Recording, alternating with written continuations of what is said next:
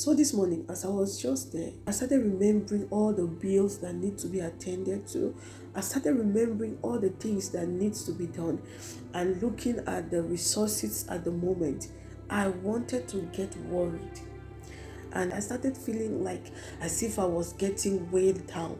And suddenly, this just sparkled in my spirit. Jeremiah 29, verse 11. Now, I know that is a verse that we all know, but this struck me differently this morning.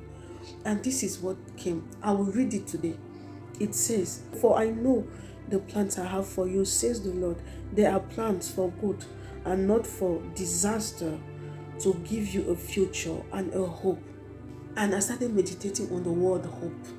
He said he has the plan. He knows the plans that he has for me. And his plans are for my good. And those plans are to give me a future and hope. I say hope, hope, hope. I began to understand that I have hope in Christ. That no matter what I'm going through, no matter what is happening to me, I have hope. Hope of what? Hope of a better future. Hope of the fact that even though I'm not yet where I want to be, I am still not where I was yesterday. And hope that I will not remain where I am today forever. Hope of that my future is bright, that no matter what I'm going through now, it won't always be like that. God will show up for me and He will change my situation. Hope of the fact that if worse come to worse, like Shadrach, Meshach, and Abednego said, even if our God does not deliver us from this fire, we will still not bow. Hope of what? Even after we have left this earth, we have a better place where we are going to. Hope of what? That even if God does not change our situation on this earth, and that we are even going to die the way we are, we still have hope on a better place that we are going to. Hope on the fact that our life does not end here on earth. Because of Jesus. Jesus gives us hope. And I began to thank God for hope. I began to thank Jesus for hope. Because we are not hopeless. We have the assurance, the expectation that tomorrow shall surely be better than today. And that after all, we are going to a better place after this earth. And I'm here to encourage you not to lose your hope. Your hope is not in your bank account. Your hope is not in your material possession. Your hope is not in all those things, because they are temporal. As a matter of fact, if God requires of your soul today, all those things become useless, because you will leave them here. So those things cannot be your hope. Your hope is Christ. Your hope is Jesus. Your hope is the inheritance that God gives to us through Christ Jesus. Can you fix your attention on your hope today and remove your attention from the things of lesser importance? And I pray that God give us the revelation to understand what is the hope that is attached to our calling, in the name of Jesus. Amen. God bless you. Alors ce matin, j'ai commencé à penser à des factures qui doivent être payées, à des choses qui doivent être faites. Et en un instant, j'ai voulu paniquer.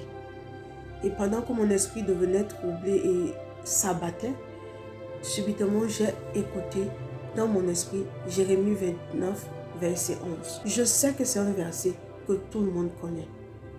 Mais cette fois-ci, ce verset m'est apparu différemment. Je vais le lire. Il dit, « Car moi je connais les pensées que je pense à votre égard, dit l'Éternel, pensées de paix et non de mal, pour vous donner un avenir et une espérance. » Et quand j'ai lu ça, il dit, Dieu connaît les pensées qu'il a à notre égard, des pensées de paix et non de malheur, pour nous donner un avenir et une espérance. Et mon esprit s'est accentué sur le mot espérance, espoir, espérance, espoir. L'anglais dit hope, l'espoir. Et j'ai commencé à rendre grâce à Dieu pour l'espoir. L'espoir de quoi? L'espoir de ce que ma situation ne va pas toujours être telle qu'elle est aujourd'hui. L'espoir de quoi? L'espoir de ce qu'en Christ j'ai un meilleur avenir. L'espoir de quoi? L'espoir de ce que Dieu va certainement intervenir dans ma situation et la changer. L'espoir de quoi? L'espoir de ce que, comme Shadrach, Meshach et Abednego ont dit au roi, « Oh roi, on s'en fout de ce que tu dis. Nous n'allons certainement pas nous prosterner parce que nous savons que notre Dieu va nous délivrer. Mais même s'il ne nous délivre pas, nous n'allons toujours pas nous prosterner. » Espoir de quoi? Espoir de ce que après cette terre, après ce monde, après cette vie, nous avons une meilleure vie qui nous attend de notre côté. Espoir de quoi? De ce que même si Dieu ne change pas notre situation, de notre vivant sur cette terre, nous avons espoir d'un meilleur endroit, d'une meilleure vie qui nous attend de l'autre côté. Et pendant que je méditais sur cela, la force m'est revenue et j'ai commencé à rendre grâce à Dieu pour l'espoir. Est-ce que tu peux rendre grâce à Dieu pour l'espérance que tu as en Christ? Ton espérance, ton espoir ne doit pas être sur les choses matérielles, sur la somme d'argent que tu as dans ton compte bancaire. Ton espoir n'est pas basé sur tes finances, sur tes voitures, sur tes propriétés. Ton espoir est en Christ. Parce que la vérité est que si Christ requiert ton âme aujourd'hui, si Christ requiert ton âme aujourd'hui, toutes ces choses deviennent inutiles pour toi. Parce que tu vas les laisser ici et tu iras de l'autre côté. Alors ton espoir ne doit jamais et jamais se baser sur tes possessions matérielles, mais sur Christ. Mais sur Christ. Est-ce que tu peux te focaliser sur l'espoir que Dieu te donne au travers de Christ? Et rendre grâce à Dieu pour l'espoir. Parce que certainement, ta situation ne demeurera jamais pareille éternellement. C'est ça notre espoir.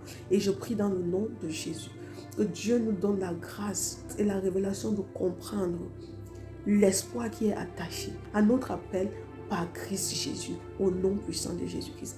Amen, que Dieu vous bénisse.